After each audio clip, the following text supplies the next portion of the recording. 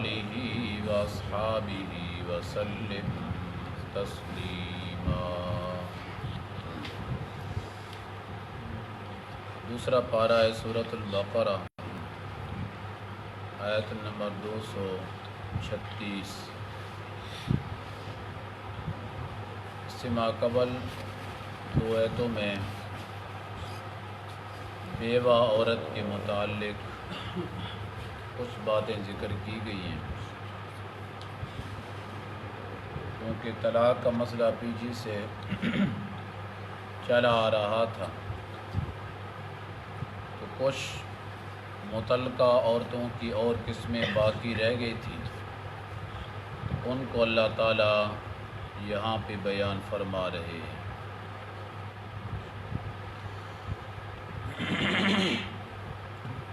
نکاح کے اندر جو ضروری چیزیں ہوتی ہیں جن کا تعلق فرائض کے ساتھ ہے، اور کچھ چیزیں واجب ہیں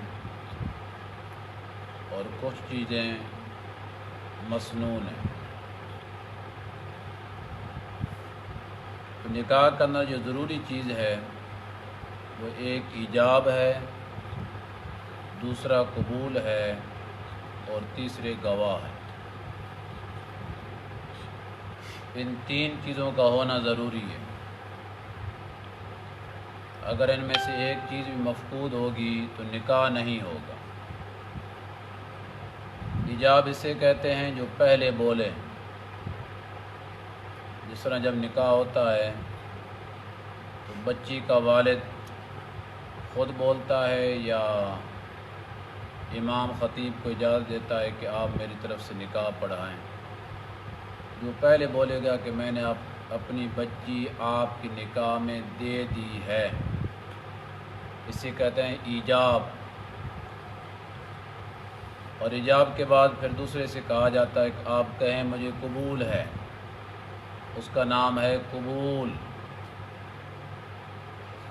اور روبرو ان گواہوں کا ہونا بھی ضروری ہے۔ یہ تین فرض ہیں نکاح کے، یہ تین پورے ہوں گے تو نکاح ہوگا، اگر یہ تین پورے نہیں تو نکاح نہیں ہوگا۔ چوتھی چیز ہے مہر کا ہونا۔ مہر جو ہے اس کا ذکر نکاح پڑھاتے وقت کرنا چاہیے، مقرر بھی کرنا چاہیے، ذکر بھی کرنا چاہیے۔ لیکن اگر کسی نے مہر کا ذکر بھی نہیں کیا ہے اور مقرر بھی نہیں کیا ہے، نکاح ہو جاتا ہے۔ بات سمجھ آ رہی ہے؟ مہر کو مقرر بھی نہیں کیا ہے، ذکر بھی نہیں کیا ہے، تذکرہ تک اس کا نہیں کیا ہے، نکاح پڑھا دیا ہے تو نکاح ہو جاتا ہے۔ یہ اللہ کے قرآن میں کھڑا ہے، میں اپنی طرف سے نہیں بیان کر رہا۔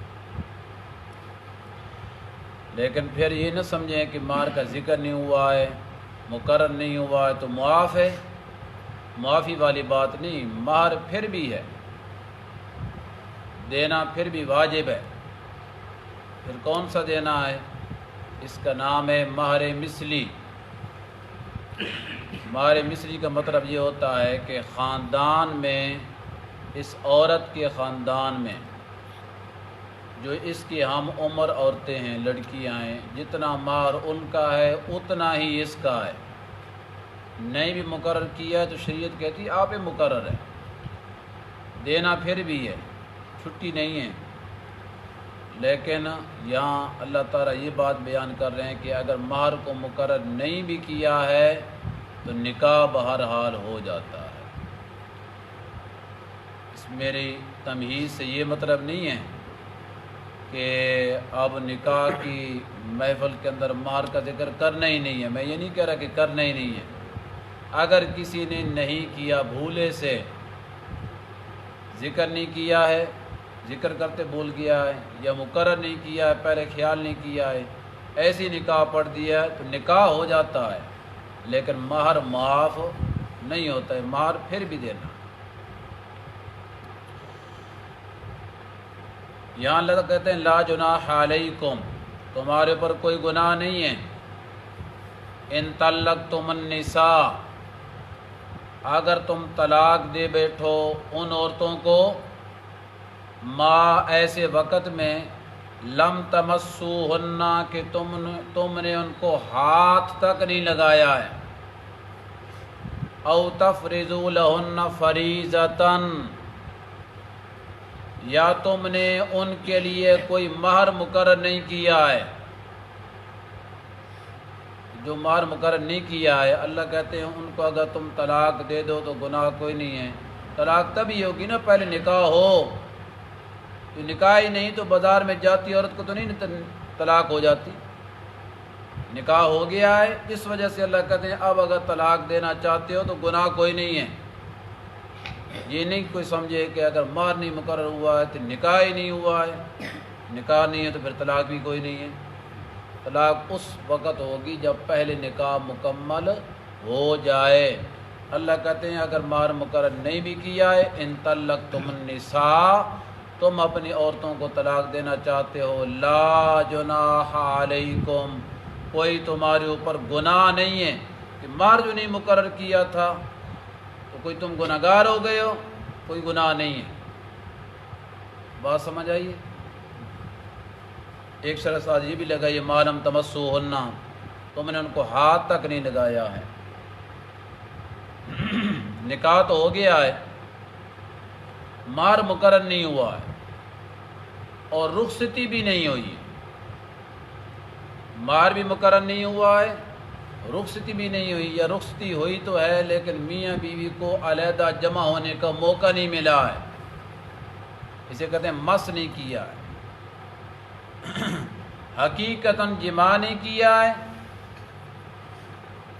حقیقتاً حقوق زوجیت کو ادا نہیں کیا ہے، یا خلوت صحیحہ بھی اختیار نہیں کی ہے، اسے کہتے ہیں مجازی جماع۔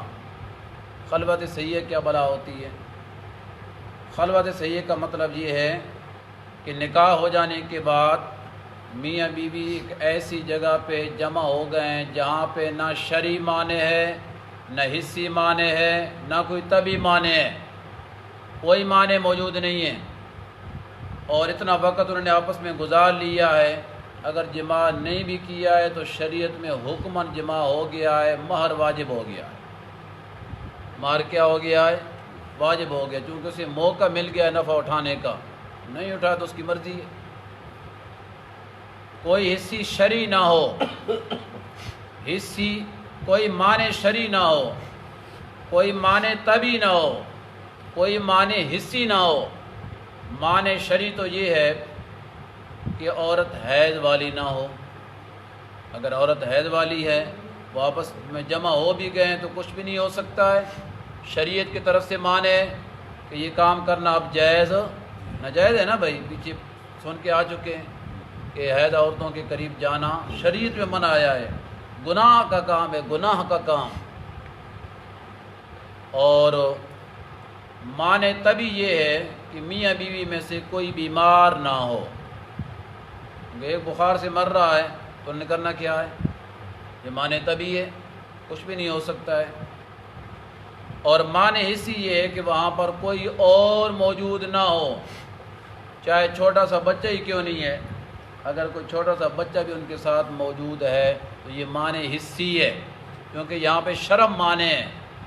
تو اگر ان تین معنوں میں سے کوئی معنی موجود ہے، وہ آپس میں جمع ہو گئے ہیں تو خلوت صحیحہ نہیں ہے، ان میں سے کوئی معنی موجود نہیں ہے، اسے کہتے ہیں خلوت صحیحہ۔ خلوت صحیحہ کے ہونے کے ساتھ مسئلہ اور بن جاتا ہے، نہ ہونے کے ساتھ مسئلہ اور بن جاتا ہے۔ بیوی کے ساتھ حقوق زوجیت ادا کیا ہے پھر طلاق دی، مسئلہ اور ہوگا، حقوق زوجیت ادا نہیں کیا ہے پھر طلاق دی ہے تو مسئلہ اور ہوگا، ایک ایک شق کے اوپر مسئلہ بدل جاتا ہے۔ تو یہاں پہ جو صورت اللہ تعالیٰ پیش کر رہے ہیں، پہلی لا جناح علیکم، تمہارے اوپر کوئی گناہ نہیں ہے اگر تم طلاق دے بیٹھو عورتوں کو، ما لم تمسوہن، ایسے وقت میں کہ ان کو تم نے ہاتھ تک نہیں لگایا ہے، چھوا تک نہیں ہے، حقوق زوجیت ادا نہیں کیے ہیں، او تفرضوا لہن فریضہ، یا ان کے لیے مہر مقرر نہیں کیا ہے، ومتعوہن علی الموسع قدرہ وعلی المقتر قدرہ۔ یہاں پہ 4 صورتیں آ رہی ہیں، 4 صورتیں کتنی آ رہی ہیں؟ 4۔ ان میں سے ابھی ایک صورت میں آپ کے سامنے پیش کر رہا ہوں، کیونکہ تمہید کرنا تو ساری صورتوں کی طرف اشارہ میں نے کر دیا تھا، یہ بھی ہے، یہ بھی ہے، یہ بھی ہے، تو اب ان کی تفصیل آگے آئے گی۔ یہ نہ ہونا کہ میں نے شروع کے اندر کچھ اور کہا ہے، آگے کس اور طرف چل پڑا تو آپ نے کہا کچھ اور ہے، بیان کچھ اور کر دیا ہے۔ 4 صورتیں آ رہی ہیں، لیکن اب یہاں پر جو شروع کے اندر ایک صورت کھڑی ہے، فرمایا کہ اگر نکاح ہو گیا ہے، عورت سے حقوق زوجیت ادا نہیں کر سکا ہے، مہر بھی مقرر نہیں ہوا ہے اور طلاق ہو گئی ہے، مسئلہ تو ہے نا، نکاح تو ہوا ہے، ایجاب قبول بھی ہے، گواہ بھی موجود ہیں، مہر نہیں مقرر ہوا ہے، مہر بھی مقرر نہیں ہوا ہے اور حقوق زوجیت بھی ادا نہیں ہوئی ہے اور طلاق بھی ہو گئی ہے، تو اب اس عورت کو کیا ملنا ہے، کیا کرنا ہے؟ فرمایا متعوہن، اس عورت کو متع دو، اس عورت کو نفع دو، متع کا معنی نفع دو۔ نفع کیا ہوتا ہے؟ نفع یہ ہوتا ہے کہ مرد جو اس کا مقرر نہیں ہوا تھا، اگر اس عورت کے ساتھ وہ جماع کر لیتا نا تو پھر مہر مثلی واجب ہو جاتا، لیکن چونکہ اس سے انہوں نے جماع نہیں کیا ہے اور پہلی طلاق ہو گئی ہے، اب اس کے ذمے اسے متع دینا ہے۔ متع کہتے ہیں کہ عورت کو 3 کپڑے لے کر دے۔ کتنے کپڑے؟ ایک شلوار کا کپڑا ہو، دوسرا قمیص کا اور تیسرا دوپٹہ، 3 کپڑے عورت کو دے اور پھر اس کو عزت کے ساتھ رخصت کرے۔ کبھی آپ ایسے ہی کرتے ہیں؟ مسلمان آج ایسے کر رہے ہیں؟ جس کو طلاق دے ساتھ کپڑے نے جوڑی بھی دے، عزت کے ساتھ اسے رخصت کرے، کون کر رہا ہے آج؟ تو کیا شریعت کا مسئلہ نہیں ہے یہ؟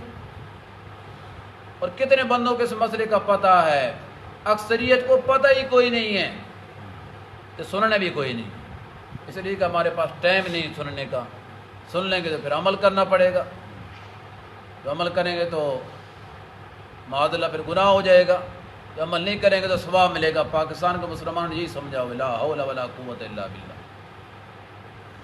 متع دینا ہے اسے، عربی کے اندر اسے متع کہتے ہیں، اپنی زبان میں کپڑوں کا جوڑا دینا ہے، سوٹ دینا ہے۔ سوٹ میں 3 کپڑوں کا ہونا ضروری ہے، قمیص، شلوار اور دوپٹہ، یہ دے کر اسے رخصت کرنا ہے۔ اور آگے جو مزے کی بات ہے نا، اللہ کہتے ہیں علی الموسع قدرہ وعلی المقتر قدرہ، اگر شوہر اس کا خوشحال ہے، امیر ہے، دولت سے اللہ نے نوازا ہوا ہے، ٹھیک ٹھاک کھاتا پیتا گھرانہ ہے، تو پھر کپڑوں کا جوڑا یہ 1000 والا نہیں دینا ہے، 2000 والا بھی نہیں دینا ہے، وہ اپنی طاقت کے مطابق دے گا۔ جب لے کر آیا تھا تو کتنے 1000 والا سوٹ ڈالا تھا؟ 30,000، 20,000، اسی طرح کرتے ہیں نا، 40,000، 50,000 والا ڈالا ہے، اب جاتے ہوئی بھی اتنی قیمت والا ڈالنا ہے جتنی طاقت ہے، یہ نہیں ہے کہ بس کپڑے دینے نا، دے دو 1000 والا سوٹ لے کے پھینکیا لے جائے، کوئی ضرورت نہیں اس کی دینے کی۔ اللہ کہتے ہیں علی الموسع قدرہ، جو بندہ خوشحال ہے، امیر ہے، مالدار ہے، وہ اپنی بیوی کو فارغ کر رہا ہے، اپنی طاقت کے مطابق اسے رخصت کرے، جوڑا اعلیٰ قسم کا اسے لے کر دے، جس طرح لاتے ہی جوڑے دیے ہیں نا، جس قیمت کے، جاتے ہوئی بھی اسی قیمت کا جوڑا دینا ہے۔ وعلی المقتر قدرہ، اور تنگ دست پر اس کی طاقت کے مطابق ہے۔ بندہ ماڑا ہے، شوہر ماڑا ہے، غریب ہے، تو لاتے ہی جس طاقت کے مطابق اس نے جوڑا دیا، ظاہر ہے کہ اس نے کوئی 2000 والا، 3000 والا، بڑی گھر کو 5000 والا دے دیا ہوگا، جس کے مطابق طاقت ہے۔ تو آتے ہی یہ جوڑا دیا تھا نا اسپیشل قسم کا، جاتے ہی بھی اسی طاقت کے مطابق ہی جوڑا دے کر اسے رخصت کرنا۔ یہ ہے عزت. اگر تیری عزت ہے تو اس کی بھی عزت ہے. لاتے تھے بڑی عزت کی تھی، ہاں جی، کر و فر کے ساتھ لایا ہے، بڑی محبتوں کے ساتھ لایا ہے، بڑے خرچے کر کے لایا ہے، بڑے پیاروں کے ساتھ لایا ہے، اور بتا بتا کر لایا ہے. تو اب جو اسے رخصت کرنا ہے تو اللہ کہتے ہیں اس کی اب بھی عزت ہے، اسی انداز کے ساتھ ہی اسے رخصت کرنا. یہ ہے پہلی قسم. باقی قسمیں انشاءاللہ کل ذکر کریں گے.